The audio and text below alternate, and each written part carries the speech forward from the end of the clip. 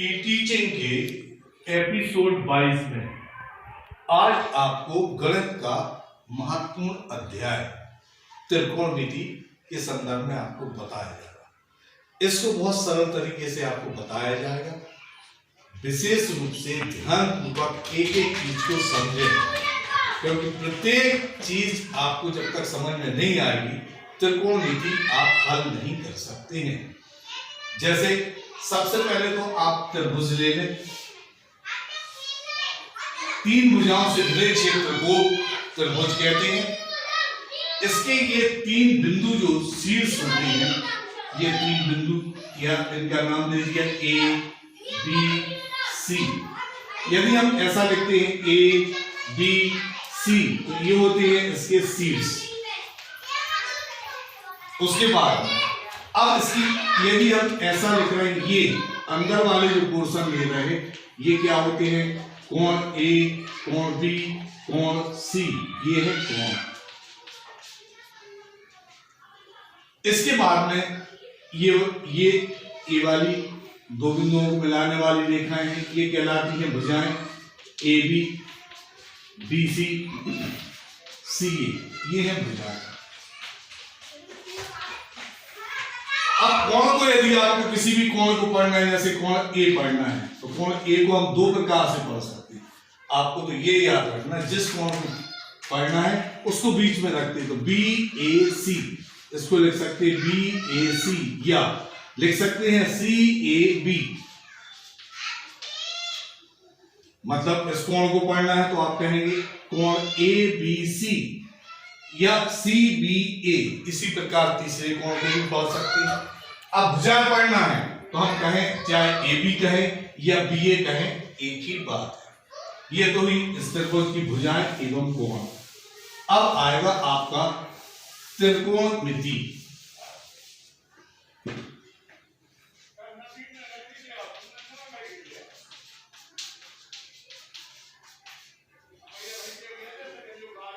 गणित विज्ञान की वह शाखा जिसमें त्रिभुज के अवयव क्या कहलाए, तीन भुजाएं और तीन कोण का ज्यामिति अध्ययन किया जाता है, त्रिकोणमिति कहलाता है। एक बार पुनः बता देते हैं, गणित विज्ञान की वह शाखा जिसमें त्रिभुज के अवयवों के गुणों का ज्यामिति अध्ययन किया जाता है, त्रिकोणमिति कहलाती है। अब त्रिकोणमिति में आपको पूरा का पूरा जो अधिकतम 90% अध्याय चलेगा वो रहेगा समकोण पर। तो त्रिभुज के तीन प्रकार आप विशेष रूप से याद रखेंगे। वह त्रिभुज जिसका एक कोण 90 अंश का होता है समकोण कहलाता है। इसके बाद वह कोण जो 90 अंश से कम का होता है वो न्यूनकोण कहलाता है, और 90 अंश से जो अधिक होता है वो अधिक कोण कहलाता है। ये आप पिछली कक्षाओं में पढ़े होंगे। अब जैसे ये समकोण त्रिभुज बनाया हमने, इसमें एक समकोण है, बाकी ये दो कोण बचे हैं, ये न्यून कोण है क्योंकि 90 अंश से कम है। अब इस त्रिभुज में यदि हम देखें तो एक तो समकोण है और दो न्यून कोण है। अब इसकी भुजाओं को नाम दिए गए हैं समकोण त्रिभुज की भुजाओं। उनका निरूपण, तो समकोण त्रिभुज की भुजाओं का निरूपण करने के लिए समकोण के जो सामने भुजा होती है वो कहलाती है कर्ण। अब दो न्यून कोण है, इनमें से हम जिसको भी निश्चित कर देते हैं, मान लो हमने ये निश्चित कर दिया, तो इसके सामने वाली जो भुजा होगी वो क्या कहलाएगी, लंब। निश्चित न्यून कोण और समकोण को मिलाने वाली रेखा कहलाती है आधार। ये आप पे देखते बनना चाहिए। जैसे मान लो हम आपसे किसी भी व्यक्ति का कह दें कि उसका सिर देखो, तो आप सीधा आपकी निगाहें यहां जाएंगी। हम कहेंगे पैर देखो तो आप नीचे और देखेंगे। जब तक आपको लंब, कर्ण और आधार देखना नहीं आएगा तब तक आप त्रिकोणमिति कर ही नहीं सकते। पुनः आपको बता रहे हैं, सबसे पहले आपको किसको देखना है, कर्ण। कर्ण कैसे देखेंगे, समकोण के सामने वाली भुजा, यह समकोण, इसके सामने वाली भुजा कर्ण। अब ये दो न्यून कोण है, एक ये है, एक ये न्यून कोण है। हमने मान लो इसको निश्चित कर दिया तो इसके सामने की भुजा क्या हो जाएगी, लंब, और निश्चित न्यूनकोण और समकोण को मिलाने वाली रेखा आधार। मतलब फिर से बता देना, समकोण के सामने वाली भुजा कर्ण, जैसे कि कौन सी है इस चित्र में, AC है। उसके बाद निश्चित न्यूनकोण के सामने वाली भुजा क्या होती है, लंब, वो क्या है, AB। निश्चित न्यूनकोण और समकोण को मिलाने वाली रेखा क्या होती है, आधार, जैसे उसमें है BC, या उसको आप CB भी बोल सकते हैं। इस प्रकार से समकोण त्रिभुज में कर्ण, लंब और आधार ये आपको देखना पड़ेंगे। समकोण त्रिभुज की 3 भुजाएं हैं, तीनों के अलग अलग नाम हैं, कर्ण, लंब, आधार।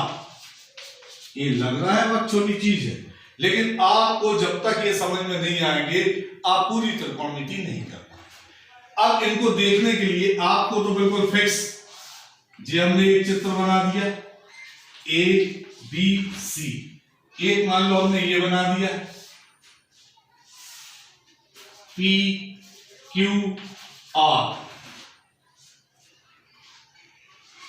एक और हमने बना दिया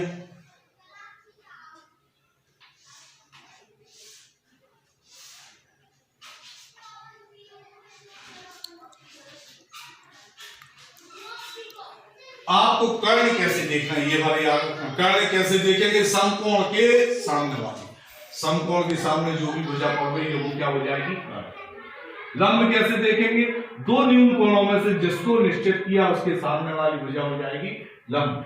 और आधार कैसे देखेंगे, निश्चित न्यून कोण और समकोण को मिलाने वाली रेखा, निश्चित न्यून कोण और समकोण को मिलाने वाली रेखा आधार होती है। जैसे हमको इसमें देखना है, इस चित्र में हमें पहले क्या देखना, कर्ण। कर्ण कैसे देखोगे, समकोण के सामने तो वो क्या है, AC। कर्ण इसमें क्या है, AC।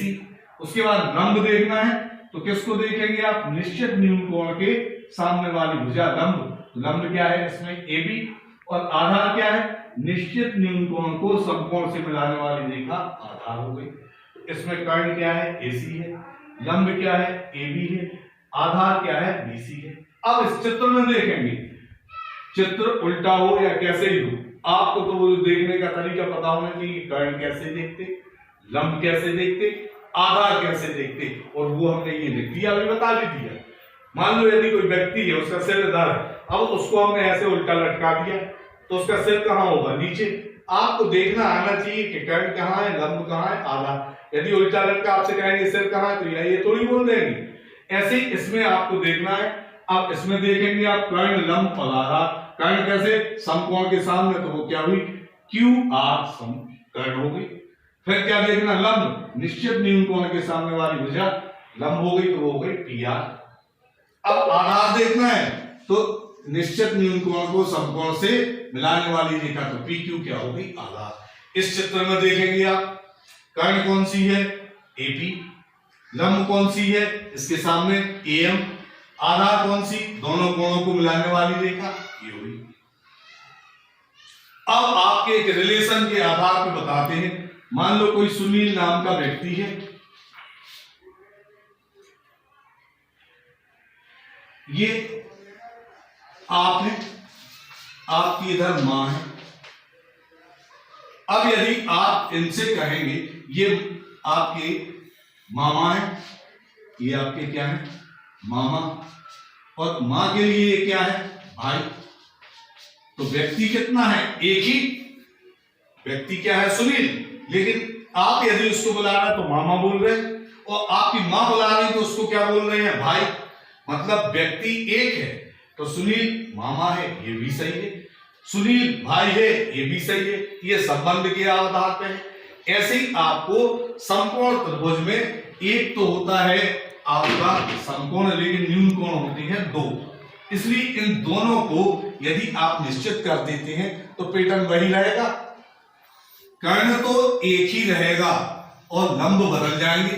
मान लो हम कोण A के लिए देख रहे हैं और कोण C के लिए देख रहे हैं, तो अब यदि हम A के लिए देख रहे हैं तो कर्ण क्या है, A के लिए मतलब एक ही रहेगा। चाहे इसको देखो इसको देखो, कर्ण तो एक ही रहेगा, तो कर्ण क्या हो गया इसमें, AC। लेकिन कोण A के लिए लंब क्या हो गया, लंब हो गया BC। और आधार किस कोण को देख रहे हैं? ए को, तो ए को मिला दिया इससे, तो इधर आधार क्या हो गया आपका? A B.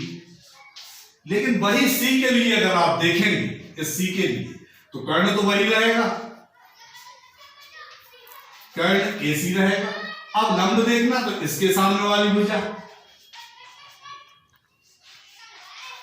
उसके बाद आधार देखना, तो जो कोण को पूछा गया है उसको समकोण से मिला देते हैं, तो आधार क्या हो गया?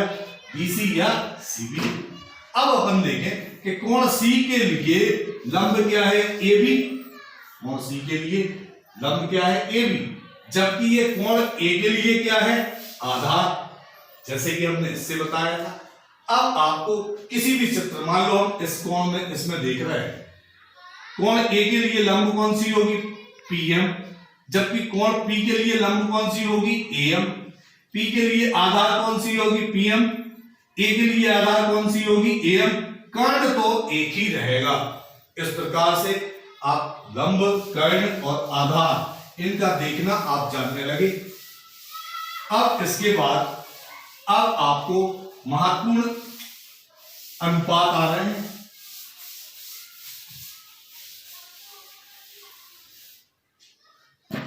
अब आएगा आपको त्रिकोणमितीय अनुपात।